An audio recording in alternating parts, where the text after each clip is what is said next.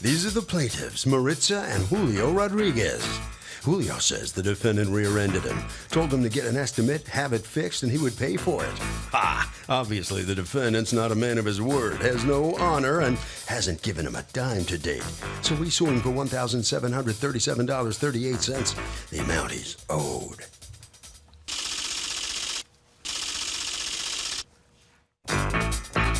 This is the defendant, Carl Jack. He says there's no question the accident was his fault, but the plaintiff's looking for a payday by claiming after the fact that a passenger was injured.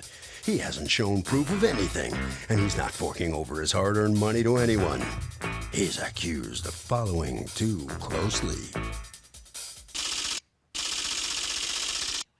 Okay, Maritza and Julio Rodriguez, Yes. you are suing Carl Jack for $1,737.38 that you say is owed for a car repair. It's your car, but your daughter was driving? Yeah. Is that correct? Okay. You look very young to have a daughter who can drive. How old are you? 43. Oh, man, you look like you're 20. Okay. So what happened? On December 22nd, around 4 o'clock in the afternoon, I was rear-ended by Mr. Carl Jack's daughter. We got a police report. At the scene, I was stopped at a red light, and about 5 seconds later, I was rear-ended by his daughter. Okay, and the police come out, they write a report, which you're going to hand to Douglas now, and you guys exchange insurance information? No, we did not. Did she get a ticket?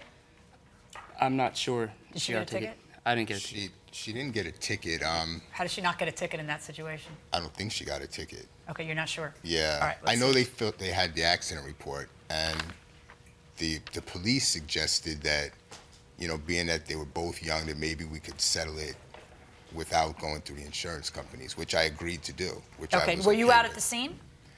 Well, yeah, my daughter called me and I came to the scene. Okay, so did you meet Mr. Jack at the scene? Or? Yes, he was at the scene, and he suggested that he would rather go through a cash transaction as opposed to going through insurance. Okay. So I agreed, and then what happened? What's the next thing that happened? the next thing that happened was about 2 days later, approximately 2 days later, I got an estimate for my car, $2,500, and I immediately let him know.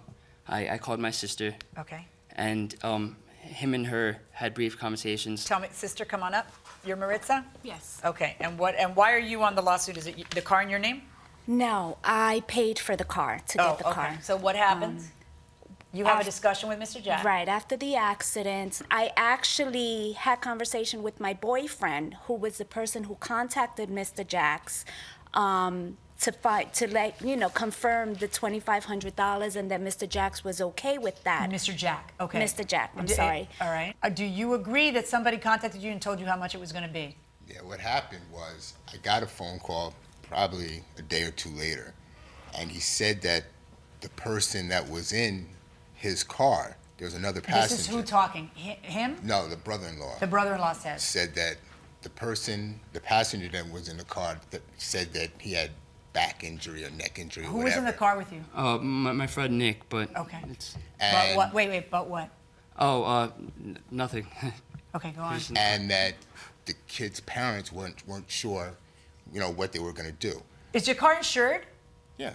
Right. You have liability on that car, Yeah, right? absolutely. Okay. So what ended up happening was at that point, I was still okay with the $2,500, but I was worried about this other person coming after me later on. So I just kind of left it alone for a little while. Okay. They got in touch with me, and they said that the car was done, that they needed the money. But my business, I'm out of town. I was out of town. You were out of town doing what? What's your I business? have an organic farm in South You do? Carolina. Yeah. And where? South Carolina. What do you raise? What do you? Everything. Wow. Everything. Okay. What? Like what? Name one thing that's there at the organic farm.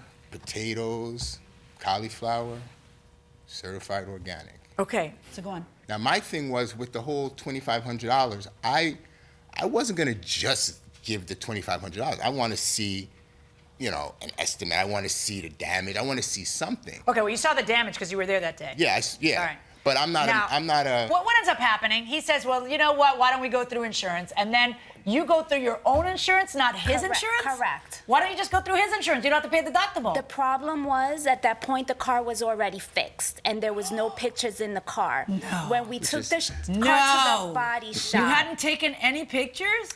He didn't know, and we I didn't didn't know any better. I didn't. And Don't you watch People's Court? My mom does.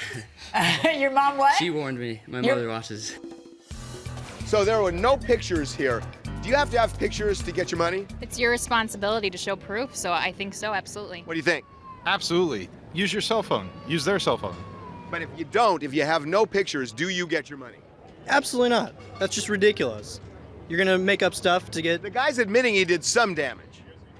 Well, if there's no proof, then how are you gonna put some monetary value to that? Got your point. Going inside the courtroom. So you didn't take pictures, and then what happened? You went through your own insurance, and what did your own insurance tell you? We have no way of knowing but don't they see the documents and because you have here, I have in front of me, not just the repair bill, I also have her credit card statement that she paid it. In other words, it's not just, oh, they got a friend write a repair bill kind of, you know, I don't even have that suspicion because I see that she actually paid $2,500 on her credit card. But then you're suing for $1,737.38. Why? because the insurance paid us $512.73 and a second So they're check actually for using that to your benefit because they have a right to sue you for the whole thing and go pay back their insurance company to their insurance rate. They're not even doing that. They're only suing you for the deficit.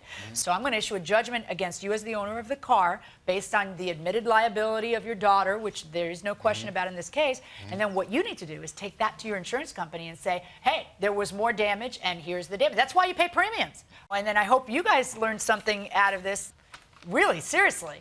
I mean, look, you got a cell phone, right? Yeah. Your cell phone has camera capability, doesn't it? Yes, it does. I'm sure it does. And so there's never an excuse anymore for anybody to not have pictures of whatever it is that may someday become an issue, which I'm sure you've learned. $1,737.38, verdict for the plaintiff, and this is something obviously that your insurance company has to cover. Good luck. Thank you. Well, the verdict has come in on this case for the plaintiff. Step out of here as the defendant, Mr. Jack. What's your feeling about coming out on the losing end here of this one? There's no pictures. There's no anything. I don't see how, I could have made up that estimate. Well, there was damage to the car. It had to cost something. Yeah, but it had to cost something. But they came up with a number that they thought the damage was worth. What is organic anyway? Organic. No pesticides, no chemicals. Is it better than the regular? Absolutely. Diet and exercise. All right, down there, okay. All right, come on in here. And satisfied how this comes out? Not exactly. No? No. She stated he has to go through his insurance. I'm pretty sure that the insurance is not going to pay. We've been down that route because there are no pictures. They're refusing to pay any additional monies. So. You didn't take pictures at the scene? What are you thinking?